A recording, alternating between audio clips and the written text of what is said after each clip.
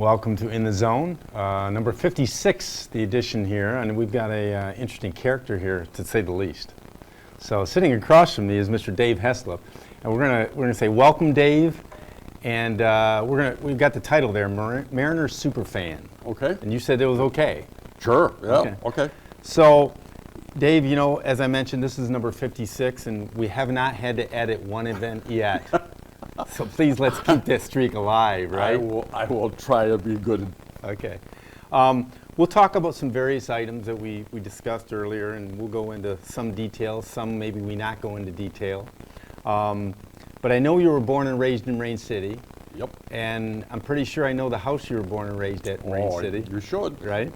But let's tell our viewers where you grew up in Rain City, and tell us about your parents. My dad was a marine engineer, sailed the lakes. My mother was a housewife. She was born in Marine City, I believe right across the street from where I grew up. Okay. My dad was born in, I'm going to say Elk Rapids, up by Traverse City. Okay. And how they ever got down here, I have no idea. But my grandfather was a barber and had the little barber shop that was across from Zimmerman's Meat Market.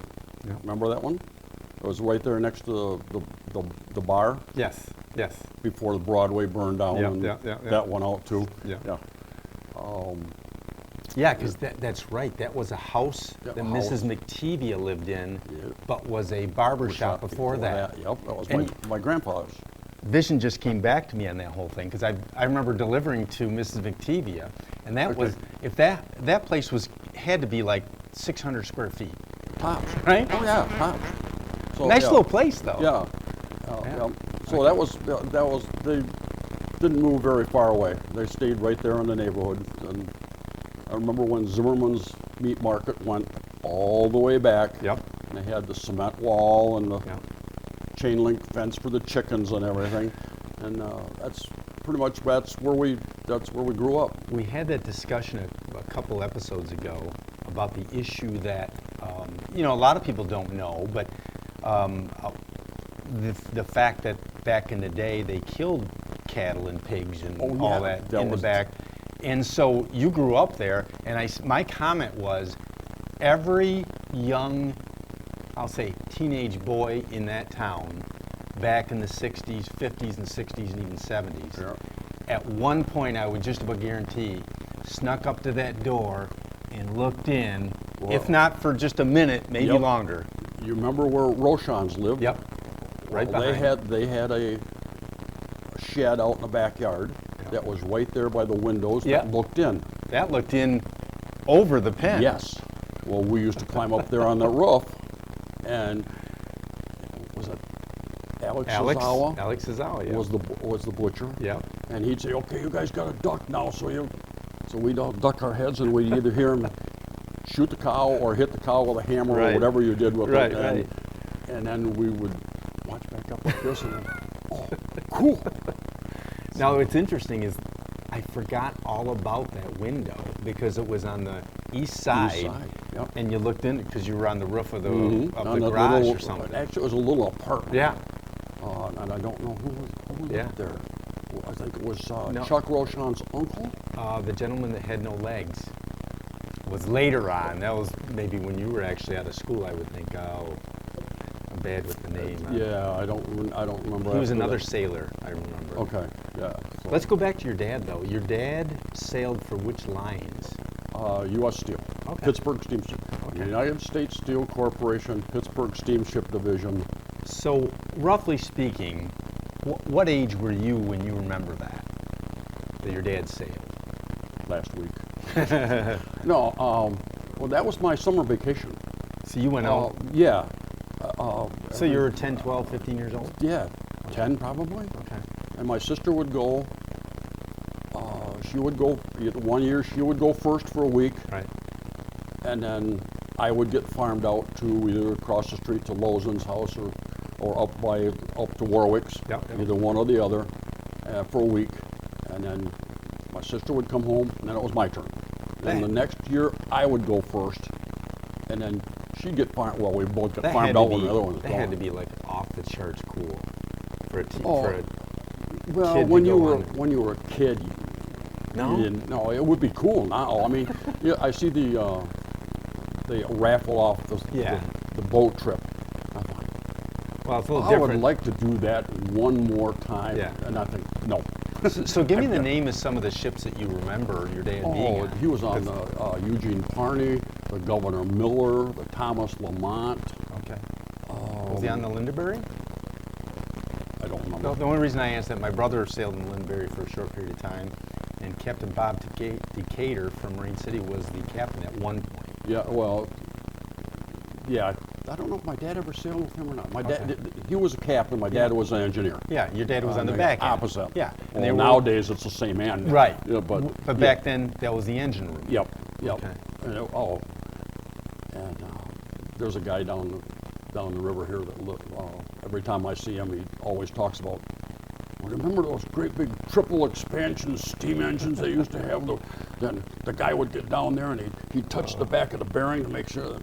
Yeah, I remember that. I remember this stupid guy getting down there while the cylinders are going up and down like this, and he's oiling them. Right. Those had to be dangerous jobs. Oh, yeah. And the other thing is that show that Mike Rowe does called Dirty Jobs, Yep. they had to be right into that when you're talking coal and feeding the coal. And I remember one time we got into port, and there was something wrong with the boiler, and they just shut it down, so it's still hotter than heck. So I was careful. Yeah. And my dad, dressed all up in coveralls and towel around, and he'd crawl in the boiler when it was still hot to do something in there. And I thought, okay, that's his job. That's what he's supposed to be doing. I thought, fine. And there's a lot of things when you were a kid you don't realize that your dad did. Right. You know, you always thought he sat around behind the desk and made sure the dials were all right. Right. But it was actually had to do some work. Yeah. I thought, okay. So, and he started, I don't think he ever finished high school. Okay. Yeah, I don't know what year he went sailing. Maybe probably would have went sophomore year of high school. Maybe he quit and went sailing. Well, when you look back at those days, though, I'm guessing your dad was probably born in 20, roughly. 1911. Okay. Yeah. It's older than I thought. So yeah. So you're talking, 1940s, Yeah. 30s, 40s, 50s. I mean, there was a lot of sailors around. Yeah. Oh, Marine City was a town of sailors. Yeah. You know, everybody was. Well, pretty much everybody in Marine City was a sailor at one time. Right. And I'm still running across guys that are a lot older than me. They say, well, yeah, I sailed for a couple of years. Right. Good for you.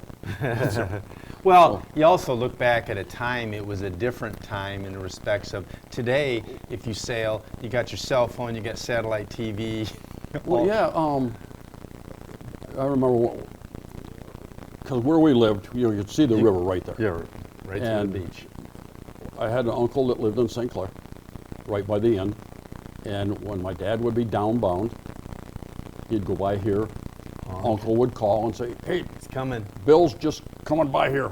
I said, okay. So you had we'd 25 run down minutes to the to beach. get there. Yep, we'd walk down to the beach, wait for him, and we'd yell at him and wave and wave. Nowadays you got cell phones, so you can call him from anywhere. It's like, okay, well, I'm in Superior now, or I'm in Two Harbors now, and okay. So, but there towards the end, before he retired, it got really hard for him. To say goodbye in the spring. Sure. Not coming home till what, September? Yeah, well, October. Well, no, I didn't know if they had maybe a vacation or something. Oh, no. Not and that's today they do. Today yes, they're only like 5 or 6 weeks, then they have to come home, or they get to come home. But no, he was out there from early spring until Christmas, wintertime. Just before Christmas. Yeah. So, and then unless you had a steel strike, and then they were home.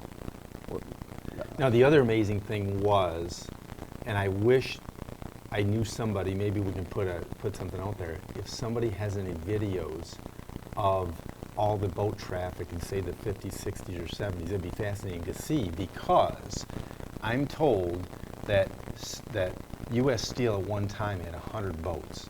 They probably did. Because, at that time, they were 400 to 500 feet long by maybe 60 wide. I have my dad's 8mm movies Bevish. that I have put on CD. You gotta see those. I have two. I don't know if Jim ever gave me the one back, or if he still has one. Check with him. Oh, He yeah. might still have one. That's fascinating. Of course, there's more than just boats Sure. in there. I mean, there's family, Yeah, yeah. him and his brother, and running around my dad's side yard. So that's fascinating. I'll you know. bring it to you. And they say that a 1,000-footer, when they came out, displaced like 7 or 8 ships, I think, at the time, something like Yep. that. You know, because you've got 1,000 feet, you've also got 100 feet wide and so much deeper. Well, yeah. What was the tonnage on the little boats back then? 15,000 Yeah. tons. Now they get 60. 60,000 tons, Right. 65,000 tons. If the water level's up, they get 65,000. Yeah. Water level's down, they only get 60. Yeah. It's So, just, yeah. it's fascinating stuff knowing that, you know, like you say, I think the oldest one that's actually operating as the same ship as the Alpina, which was Yes. a former U.S. steel U.S. boat. Steel. And I don't have the number, and was that the Leon Fraser? Yes. Thank you. Yeah. Thank you. I wouldn't have come up with the name. Thank you. And I don't memorize the number, but I wouldn't be surprised if that maybe carries 20,000 tons. Maybe. Maybe even less. Yeah. But yeah, you think of that, it's pretty fascinating, Yep. the differences. And then all the boats now too. Well, the Arthur M. Anderson, they Yep. put a self-unloader on it, and you get to go into port and you watch this big thing comes over and go down there. What were those called? They were Hewlett's? Hewlett's, yeah. Still got it. So where do you remember that you stopped and loaded and unloaded? I've been all over. Superior? Yep. 2 harbors. Yep. Duluth. Yep. On that I end. think those are the big 3, aren't they? Yeah. Up there. And then typically doing iron ore? Yep. Yep. I think that's all I remember them carrying was iron ore. They went down to Ohio, Conneaut, Cleveland, Toledo. Yeah. And they still do? Yeah. And then Chicago, what's the one? Lorraine. Yep. There's nothing over by Chicago. Yeah, there's a steel company over there. I forgot. Now, do you remember at all going up the Cuyahoga River in a ship? No. Because I'm told that that's a fascinating experience in and of itself because there's so many bends in the river. Yeah, no, I don't remember. Okay. And I'm sure that my memory ain't as great as Yeah. it should be. If we'd have done it, I'd have remembered it. Okay. But no, I don't remember that. Now, as a kid going with your father, like you said, some things were cool, some things weren't. Was the food good from your perspective? Oh, Yeah. you could eat anytime. And- After my dad was at least a 3rd assistant engineer, maybe a 2nd assistant Yeah. engineer before I started going. So we got to eat in the main dining room, Yeah. with the chief and the captain and all Yeah. the mates. They were never there at the same time. Right. Coming and going, But- coming and going. Yeah, the food was always good. I don't ever remember having a bad Right. meal in there. And then if we got hungry, you just go in the galley and, freezer's open. Oh, let's get something to eat. And always had fresh milk. Yeah. We didn't have pop. Right. So Coke or nothing like that, but always had milk and water. And the accommodations on those ships of that Well- era was a little bit to be desired. My dad's room was, you remember you said that 500 square foot? It wasn't that big. Oh, yeah. They had a bed, a bathroom, and when I was on or my sister was on, they'd always put a cot in there. Sure. One of those old. And those army days, the doors probably had like a porthole sense where you stepped over the door. Yep, Today, those ships are built where they've got regular doors like a house has. cots. Yeah. Yep. And yeah. Now let's go also to your career of working. You worked at Detroit Edison. Yes. So you've been on the newer freighters, probably working at Edison, night and day. Well, not. No, I'm just we saying never over got the work- years. Over yes. Just- I started in 71 Okay. at Edison, at St. Clair. I was there for 28 years. And then they had a big reduction in staff. And they said, okay, your seniority will take you wherever it will. Well, it took me across the street to Bell River. Sure. Real big deal. Yeah, yeah. Worst thing they ever did to me. It sent me from 7 units to 2 units. So I only had to walk this far instead of that far. Okay. So, but yeah, there were a few times, and I started out in fuel supply. So when the boats came in, we had to make sure the belts were running. Yep. And the boat was unloading correctly. And when they got to the bigger boats, we would, let's go for a walk. Right. So we'd go down and get on the boat. Those guys were the friendliest guys you ever, Yes. until some of us took advantage of it and stayed too long on the boat and pretty much ate them out of house and home. 'Cause, okay. I mean, they fed us. I mean, Right. they well, if you guys keep us running so that Right. we can get out of here, you could have anything. But like I say, some guys took advantage of it. The other thing that's fascinating to me is the size of a 1,000-foot Indiana Harbor or whatever. Yes. The size of them, the accommodations, everything is so Everything's. large. Yeah, Oh yeah, we got to look at some of their staterooms. Yeah. And they were just unbelievable, so much bigger than what Right. my dad's Oh boats yeah, were. your dad's were, small little coffins almost. Yeah, you know? pretty much. Yeah. So, The other thing I remember, like the Paul Tregurtha being the lady of the lakes in a sense. They built queen of the Queen of the boats, Lakes. yeah. They've got those 3 windows in the front of the pilot house that is like the guest lounge, and it is a lounge. The guest. Yeah, accommodation. Or, Back when they had the accommodations on the deck, they had that little, they called that the president's suite. right. So I don't know where they put them now. Right. They're probably the same thing. The suite you're talking about is probably the president's suite, but the president never goes on the boat, Right. so it's just for guests. I did notice that the new Mark Barker that was just built, Yeah. that's got the same sort of setup with the same type of windows, so I'm assuming it's the same type of scenario yeah. as the Yeah. sister ship that's 1,000-footer. But, oh, geez, I haven't been on few a years. boat or anywhere. Right. Well, I've been retired for 17. Right. So yeah, I haven't been anywhere near Edison for a Well, long but time. the Or funny, boats, yeah. the funny thing about it is, and in some respects, you don't think they're old, the ships, but those boats, those ships that were there when you worked there in 1980, Yep. are still there. Yeah, and they're old. Yeah. Yeah, now they're old. Yeah. They're new then, but they're Yeah. old now. Yeah. I mean, all those 1,000-footers were built in the late 70s, early 80s. Yeah. Well, I remember when they first 1,000-footers came in. That must have been a big deal. Oh, they had to build a whole new dock, a whole new Conveyor system. a new hopper system, and we used to go fishing for the old boats. We used to go fishing off the dock. But when they came through, they had to dredge it all. Yeah. They screwed up. The Is that best right? fishing in the world was right there. I'd be surprised how many walleye were taken out of right there at the dock area. And then when they dredged it, I don't think the fish ever came back.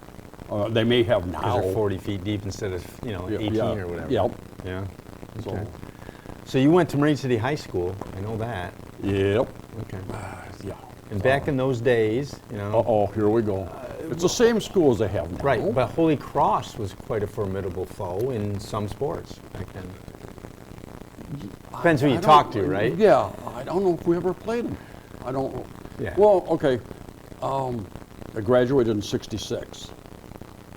I was always, the teams I tried out for, I made.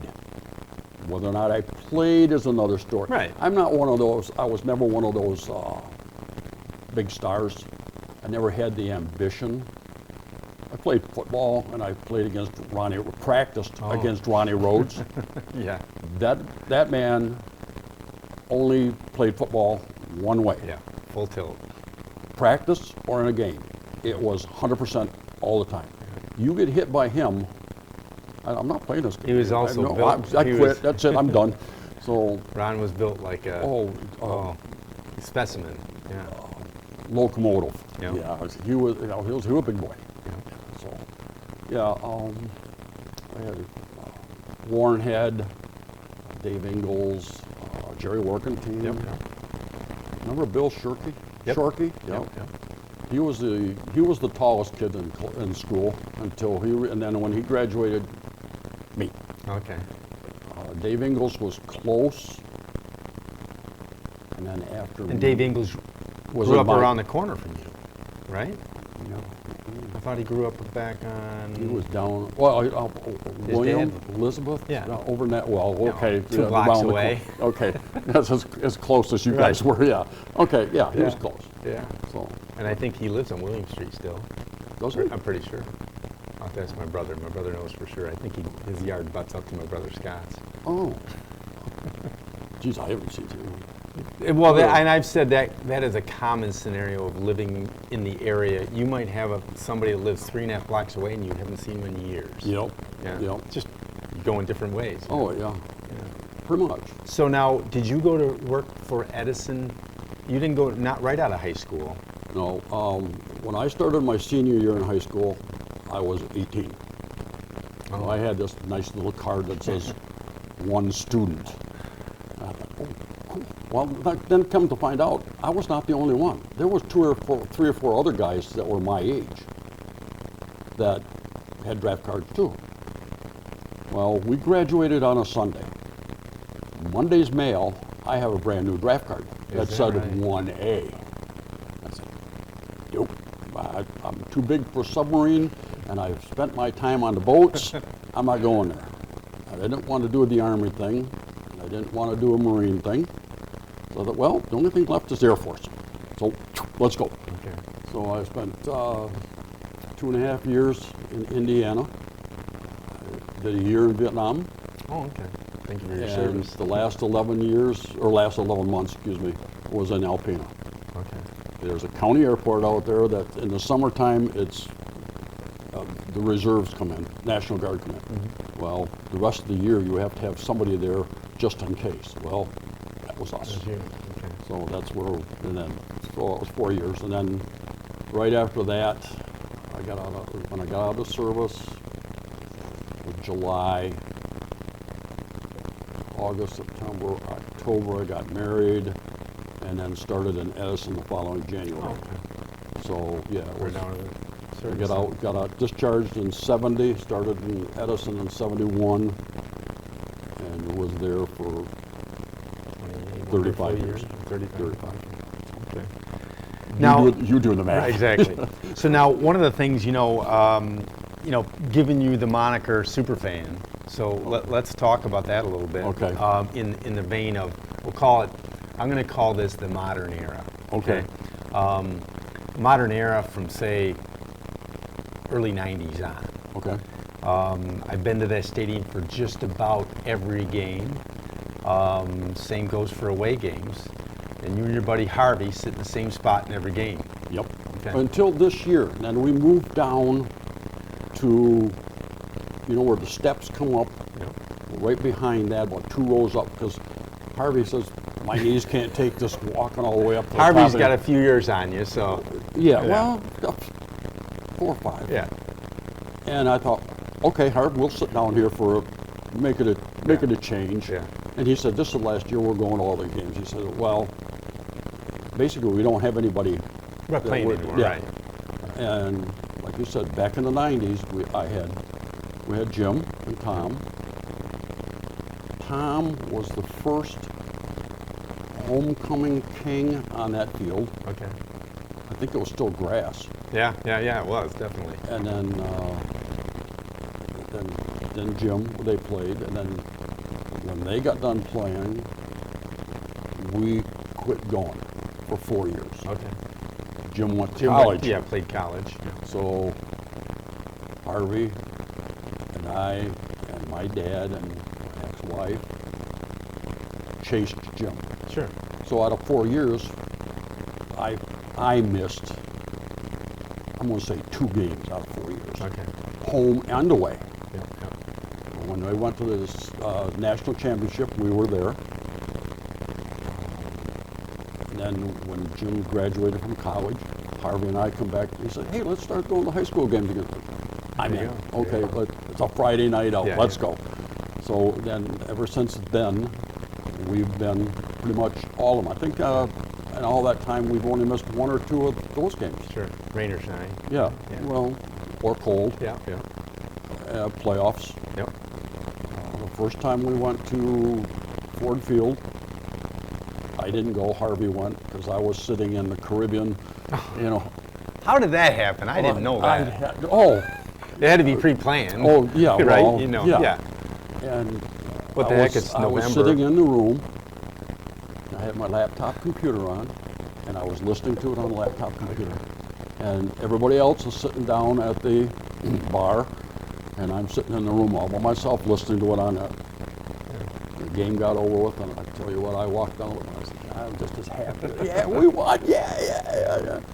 And then the next time we went, I was there, and Harvey was in Florida. Oh, okay. So that was about the time that they started going Florida every year. So and then I went. I'm there by myself, and amongst all the people, you know, I got an orange shirt on or something. A woman comes over, she says, "Here, you need one of these." He gives me one of those orange handkerchiefs that says, with the skull and crossbones on it, Marine City Mariners on it, and I still got that. It's on the car. This is going okay, fine. Well, I've said many times, those games, say from the 90s on, it's almost as if they're season ticket sales for certain seats. You know where people are sitting. Yep. Oh, yeah. Right? Yep. And then, and Harvey mentioned this too. When we go to away games, he said that the other concession stands at all the other stadiums away games always buy double and triple of the stuff when Marine City comes in, because we bring so many fans. Yeah, generally speaking, we'll have more fans on our away side than they will at their home side. And there was the real bad playoff game that was so cold, windy and cold. It was out that way. That was out in Brandon? Ortonville, Brandon. Yeah. It was 5 degrees and we played Lansing. We had more fans. The visitors' fans were full. Yeah. Some of us went over on the other side that was for the other team. Right. And we were sitting out there, and the usher comes over and says, "Well, this is reserved for that team." I said, "They don't have anybody. We're sitting here." Well, because it blocked the wind. Right. I mean, it was a whole lot warmer than sitting over there on the visitor side. Plus, there was no room over on the visitor side. Right. So we sat over there.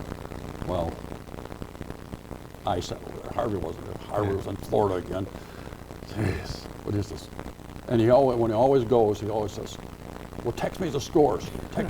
So I text him the scores. Says, "I already knew that. Sandy already posted." Sandy Headley was always right there on top of it. How does she get that so quick? She was, boom. So,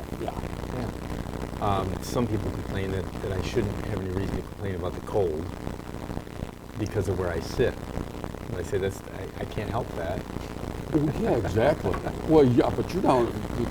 You got to be. Well, yeah, you're up in the booth, but you're down on the field at the beginning of the game with Jesse and doing your little interviews on that. So, I mean, it's been quite a program for all these years. I saw the godfather of the program over the weekend at a graduation party, Coach Bob. He's doing well. I also call him, he's the Pope of Marine City football. Yes. Because he sort of is. Well, you're the godfather. You know, I don't know about that, but I find it fascinating, and for a good reason, that when Bob shows up to a home game, early in the year usually, it's like a parting of the sea. When Bob shows up, those coaches are all shaking hands to Bob because of what Bob did and what the program he built. Yes, and nobody realizes that when our kids start playing football at an early age, they're taught Bob's football. Yeah. And it carries right on through. Now, I don't know if other cities do that or not. Not many. Not many, yeah. So these kids that are playing this position play that position all the way through. Yeah, it's something that started. Unless they really start to excel someplace, a running back or a quarterback or something. Right. So, yeah, they pretty much right there. Yep.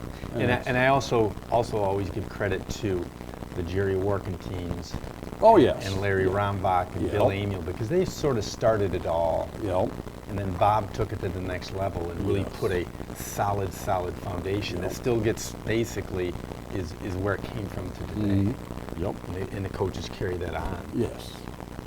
There were we have always had a great nucleus. Yes.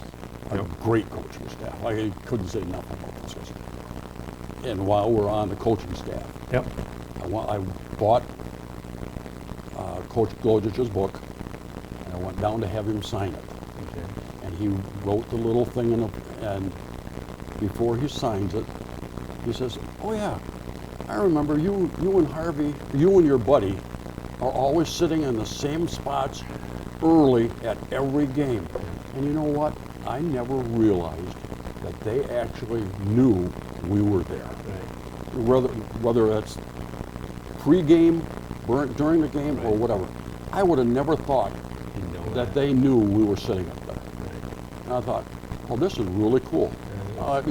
That's really nice of him to acknowledge me like that. Yeah. Wow. Well, and the other thing too is you look at some scenarios. You've got people that have been there for 2 and 3 generations. Oh yeah. Mrs. Geyer, I remember, came into her 90s. Yeah. Mrs. Shorkey sometimes into her 90s. Yeah. And you put up there SuperFan. Well, there's going to be some guys that are going to say, "I'm a bigger fan than you." That's fine. Yeah. We want them to come forward. Yes. Jimmy Cottrell, those guys down there. We can Terry Letzon's, not Terry Letzon, Coach Letzon's brother. Yep. Down on the field, is it his brother? Or is his brother's an official. His dad's also there as well. But those guys are we literally just as good as we could go down a list of people. Yes. And it'd be quite long on who's been there, always who's there. always been there, from the chain gang, from Lyle Olstrom and Wade Phillips. I tried to get on the chain gang back when Jim was in, and they said, "Well, we'll put your name on the list." List? We've been to away football games where they have to come over into our section and say, "Hey, anybody up there want to be on a chain gang?" Because nobody wants to do it. But Marine Sticket's like, it's an guys honor. have been doing it for a generation. Yeah. Lyle's been there since the 90s. Yep. And Wayne. Yep. And it's an honor to be on the chain I'm gang. sorry. I think I did it once at a JV game, and I don't even remember if I was on the chain or on the down marker. But I was finding myself I'm moving it this way. It's trying to watch. It is a great place, great seat. Oh, it is good seats. Yeah, good seats. Yeah, it's real different to be down in the field and listening and hearing things, and it's very interesting. Yeah. I think we've covered a lot. So, anything else you think we need to cover here? No, I'm pretty much good. Okay. Thanks for coming in. It's been a pleasure. And if you know anybody else, or if you want to get Harvey in here at some point, we'll put Corral Harvey in here and get him in here. You call him. Okay. I'll call him and tell him that I was here, because I haven't talked to him since he's come back from Florida, and I only saw it on social media that he had his stint. Okay. So we'll look for Harvey. Yeah. Oh well. Let's see. We're talking. It's June, so we got about 12 weeks till kickoff, somewhere around there. Yeah. You get a few times to get him in here. Yeah. Okay. Don't ever mention my name. Okay. No, Harvey and I go back a long ways. Okay. Thanks for coming. This is edition number 56 with our SuperFan here, Dave Heaslip. Phone number's there if you know of anybody else. Unlike, or you find an interesting story, send them my way and we'll do interview number 57 on up. Thanks for joining In the Zone.